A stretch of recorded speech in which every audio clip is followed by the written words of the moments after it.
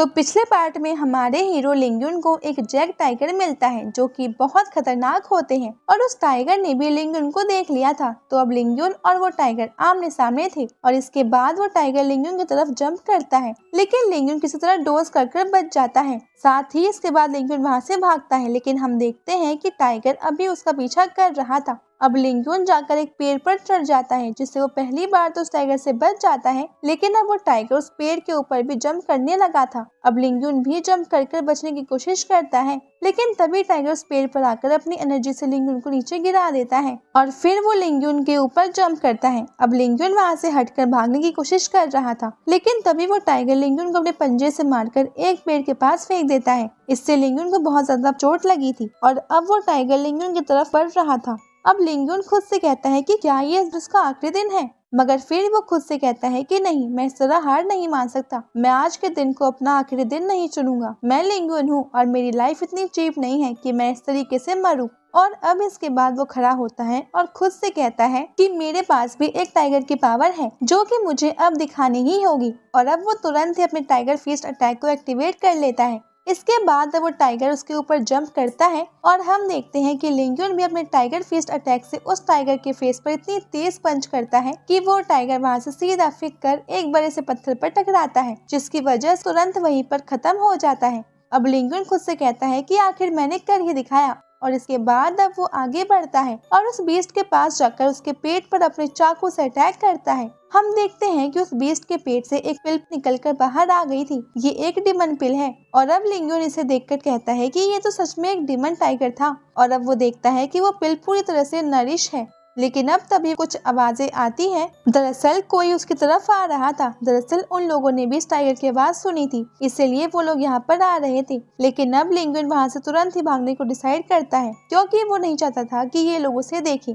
और अब वो जा ही रहा था, तभी ये लोग यहाँ पर आ जाते हैं और अब गलती से लिंगयुन से थोड़ी आवाज हो जाती है, जिस कारण से ये लोग उसे देख लेते हैं। अब लिंगयुन को देखने के बाद ये उससे कहते हैं कि तुम यहाँ पर क्या कर रहे हो, तुम्हें इस जगह पर नहीं आना चाहिए, क्योंकि यहाँ पर अगर तुम मारे गए तो किसी को पता ही नहीं चलेगा। अब लिंगयुन उससे कहता है कि ठीक है और फिर वो वहाँ से जाने लगता है, लेकिन तभी ये लड़का उसे रोकता है। इस लड़के का नाम चेन था और अब ये कहता है कि अच्छा हुआ तुम मुझे यहीं मिल गए, मुझे वैसे भी तुमसे थोड़ा काम था। अब इसके बाद वो अपनी तलवार निकालकर लिंगयुन की तरफ फेंकता है और कहता है कि ये लो, इसे अपने साथ ले जाओ और इसकी साफ सफाई करके मुझे लौटा देना। अब इसके बदले मैं भी तुम्हें अच्छा खासा प्राइस दे दूंगा, बिल्कुल सिस्टर की तरह। मगर अब लिंगयुन उससे कहता है कि मुझे माफ करना, लेकिन अब मैं इसे अपने साथ नहीं ले सकता, क्योंकि अब मैंने वहाँ पर काम करना छोड़ दिया है और अब मैं कोई स्वॉर्ड स्लेव नहीं हूँ। अब उसकी बात को सुनकर चेन थोड़ा गुस्सा हो जाता है और साथ ही उसके साथ वाले वो दोनों लड़के भी गुस्सा हो जाते हैं। वो कहते हैं कि तुम्हें पता भी है कि तुम क्या कह रहे हो, इतनी बड़ी गलती मत करो कि बाद में तुम्हें रिग्रेट करना पड़े। अगर चेन ने एक बार कह दिया कि उसकी तलवार को ठीक करना है तो मतलब करना है, तो तुम्हें उसे ठीक करना ही होगा, चाहे कुछ भी क्यों ना हो जाए, लेकिन तुम इसे मना नहीं कर सकते। अब लिंगयुन उनसे कहता है कि ठीक है, अब तुम नहीं मान रहे हो तो जैसे तुम्हारी मर्जी। और अब इसके बाद वो उस तलवार को उठाता है और फिर उस तलवार की ब्लेड पर अपना हाथ फेरने लगता है। अब सेम पिछले पार्ट की तरह ये तलवार भी लिंगयुन के हाथ फेरते ही अपने आप ही टूट जाती है और अब ये देखकर वो तीनों बहुत ज्यादा शॉक थे। अब वो लिंगयुन से कहने लगते हैं कि ये तुमने क्या किया। इस पर लिंगयुन उससे कहता है कि शायद ये तलवार खराब हो चुकी थी, तुमने इसका बिल्कुल ध्यान नहीं रखा होगा, इसीलिए ये अपने आप टूट गई। वैसे ये बहुत गलत बात है। अब चेन कहता है कि नहीं, ये तुमने ही किया है और मैं तुम्हें इसकी सजा देकर रहूंगा। लेकिन अब जब वो इतना कह ही रहा था तभी उन्हें कुछ बीस्ट की आवाज आती है। बेसिकली ये वुल्फ टाइप के बीस्ट की आवाजें थी। अब इनकी आवाजें सुनकर ये लोग बहुत ज्यादा डर जाते हैं। साथ ही चेन के वो दोनों साथी कहते हैं कि ये तो बीस्ट की आवाज है, शायद वो कहीं आसपास है और उन्होंने ही इस टाइगर को भी मारा होगा, हमें यहाँ से निकलना चाहिए। तो अब इतना कहकर वो वहाँ से भागने लगे थे, लेकिन अब चेन वहीं पर रुका हुआ था और वो बहुत गुस्से में भी था। अब लिंगयुन उसकी तरफ उसकी टूटी हुई तलवार फेंकता है, जिसके बाद अब चेन उस तलवार को लेकर कहता है कि मैं इस बात को कभी भूलूंगा नहीं, मैं इस चीज का बदला जरूर लूंगा, भले ही यहाँ नहीं तो और कहीं। लेकिन अब वो भी यहाँ से चला गया था और लिंगयुन भी वहाँ से निकल चुका था। इसके बाद अगले सीन में हम देखते हैं कि लिंगयुन अब थोड़ी दूर आ गया है, लेकिन अब वो बहुत ज्यादा थक भी चुका था, क्योंकि पहले ही उसने अभी अभी कल्टीवेशन किया और फिर उस टाइगर से फाइट की, इसलिए अभी तक वो अपनी एनर्जी को रिकवर नहीं कर पाया है। अब वो सोच रहा था कि उसे जाकर कुछ एलिक्सर्स खरीद लेने चाहिए, जिससे वो और ज्यादा कल्टीवेशन कर सके। लेकिन अब जब वो ये सब सोच रहा था तभी इतने में उसके पीछे उन बीस्ट का एक ग्रुप आ जाता है, जिसमें टोटल 4 वुल्फ थे। तो अब वो बीस्ट लिंगजुन पर अटैक कर देता है। तो लिंगजुन देखता है कि वो बीस्ट आयरन क्लोज का यूज कर रहे हैं, मतलब उन बीस्ट के पंजे लोहे जितने ताकतवर हैं। वैसे अभी सिर्फ एक ही बीस्ट ने लिंगजुन की तरफ हमला किया था। अब लिंगजुन उसे किसी तरह से उस खाई में फेंक देता है, लेकिन अब उस बीस्ट के सारे दोस्त लिंगजुन की तरफ हमला करने लगे थे। हम देखते हैं कि दो बीस्ट उसके दोनों हाथों को वाइड कर लेते हैं और तीसरा वाला बीस्ट उस पर अटैक करने के लिए आगे बढ़ता है, लेकिन इस लड़ाई में वो सभी उस खाई के अंदर गिर जाते हैं। मगर अब तभी सीन चेंज हो जाता है और हम आ जाते हैं फेंग के पास, जो कि अभी अभी पिट कर अपने भाई के पास आया है और उसे रो रो कर बता रहा है कि भाई मेरी मदद करो, मुझे आज लिंगजुन ने बहुत बेइज्जत किया है। लेकिन इस पर उसका भाई कहता है कि तुम्हें शर्म आनी चाहिए, तुम एक स्वॉर्ड स्लेव से हार गए और अब उठकर मेरे पास आए हो। मगर इस पर वो कहता है कि मैं जानता हूँ, लेकिन मैं क्या करता, मुझे मेरी फिक्र नहीं है। लेकिन उसने हमारे फादर की भी बुराई की है, वो एक एल्डर है और उसने जो कहा उससे उनकी भी बहुत डिसरिस्पेक्ट हुई है, इसलिए मैं बस इसका बदला लेना चाहता हूँ और मैं उससे लड़ना भी चाहता हूँ, लेकिन अभी मेरे पास इतनी ताकत नहीं कि मैं उससे लड़ सकूँ। अब इसके बाद उसका भाई जब पीछे मुड़ता है तो फेंग बहुत ज्यादा इंजर्ड होने की एक्टिंग करने लगता है। हम देखते हैं कि वो बहुत तेज खांस रहा था और ऐसा बता रहा था जैसे कि उसके पास बिल्कुल ताकत नहीं है और वो चल भी नहीं सकता, यहाँ तक कि वो इसलिए अपने एक दोस्त को अपने साथ लेकर आया था। अब उसका भाई उससे पूछता है कि क्या सच में तुम्हें इतनी ज्यादा चोट आई है? तो इस पर फेंग कहता है कि हाँ भैया, मगर मुझे मेरी चोट का कुछ भी नहीं है, ये तो कुछ दिन में ठीक हो जाएगा। लेकिन उसने जो कहा था मुझे तो उसका दुख है। उसने कहा कि हमारी जो फैमिली में सब भंगार भरे हुए हैं और उसने फादर और आपकी भी डिसरिस्पेक्ट की थी। मैं बस उसे इसी चीज का सबक सिखाना चाहता हूँ। अब ये सब बात सुनकर उसका भाई कहता है कि ठीक है, तो तुम आराम करो, मैं उसे इसकी सजा जरूर दूंगा, लेकिन अभी मुझे काम है, मैं वहाँ जा रहा हूँ। और अब इसके बाद वो चला जाता है और अभी फेंग यहाँ पर हंसने लगा था, क्योंकि ये सब उसकी बस एक चाल थी, उसे सिर्फ लिंगजुन को पिटवाना है।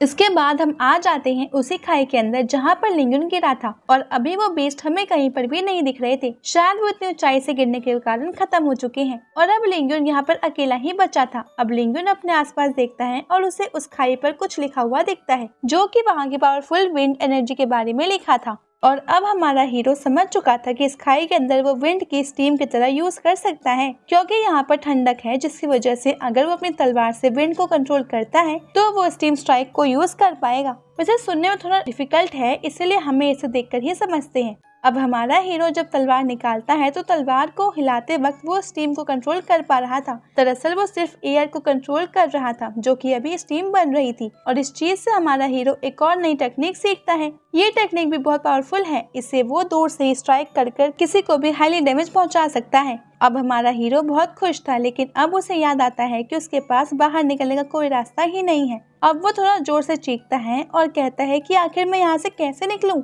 लेकिन तभी ऊपर से एक आवाज आती है कि लिंगजुन, क्या तुम नीचे हो? और ये आवाज और किसी की नहीं बल्कि जुआन की थी। अब इसके बाद जुआन एक रस्सी फेंकता है और लिंगजुन उसके जरिए खाई के ऊपर आ जाता है, लेकिन वो देखता है कि जुआन बहुत गुस्से वाला फेस बनाए हुए है। तो इसके बाद अब लिंगजुन उससे पूछता है कि तुम्हें क्या हुआ? इस पर जुआन उससे कहता है कि पूरे सेक्टर में बात फैली हुई है कि तुम्हारी पावर अचानक से बहुत बढ़ गई है और तुमने फेंग को तक हरा दिया और अब मुझसे पूछ रहे हो कि क्या हुआ है। अब इतना कहकर वो लिंगजुन पर अटैक कर देता है। अब लिंगजुन उससे कहता है कि क्या हुआ, तुम मुझ पर अटैक क्यों कर रहे हो? वैसे मेरी पावर बढ़ने का कारण मैं तुम्हें अभी नहीं बता सकता, लेकिन चिंता मत करो, कोई प्रॉब्लम नहीं है और मैं सारी बात तुम्हें समझा दूंगा बाद में। मगर अब जुआन रुक नहीं रहा था, तो लिंगजुन उससे कहता है कि चलो ठीक है, वैसे भी ट्रेनिंग करे हुए बहुत टाइम हो गया। और इसके बाद वो उससे लड़ना चालू कर देता है और वो कुछ देर तक ऐसे ही लड़ते रहते हैं। अब लिंगजुन जुआन पर थोड़ा भारी पड़ रहा था। अब लिंगजुन जुआन को धक्का दे देता है, लेकिन गलती से जुआन उस खाई के अंदर गिरने वाला था, लेकिन अब सही वक्त पर लिंगजुन को उसे पकड़ लेता है और ऊपर खींच लेता है। इसके बाद अब जुआन उससे सॉरी बोलता है लड़ने के लिए, लेकिन इस पर लिंगजुन कहता है कि कोई बात नहीं। और अब जुआन कहता है कि तुम्हारी पावर बहुत ज्यादा बढ़ चुकी है और अब तुम मुझसे भी आगे निकल गए हो, इसलिए मैं तुम्हारे लिए बहुत खुश हूँ। लेकिन लिंगजुन खड़ा होता है और जुआन को उठाता है। इसके बाद वो उससे कहता है कि हमें यहाँ से चलना चाहिए। वैसे अब मैं आउटर डिसिपल बन चुका हूँ, इसलिए तुम्हें मुझे बहुत सारी बातें सिखानी होगी। लेकिन इस पर जुआन कहता है कि तुम ऑलरेडी फेंग को हरा चुके हो, तो अब मैं तुम्हें क्या ही बताऊंगा। मगर इसके बाद अब जुआन कहता है कि तुमने आज फेंग को हराया है, इसलिए हम आज पार्टी करेंगे। और अब वो दोनों ही वहाँ से चले जाते हैं और फिर ये पार्ट यहीं पे खत्म हो जाता है। तो अगर आपको ये वीडियो पसंद आई हो, प्लीज इसे लाइक कर देना और हमारे चैनल को सब्सक्राइब भी कर दीजिएगा। अब मिलते हैं आपसे अगले वीडियो में, तब तक के लिए bye bye guys and take care.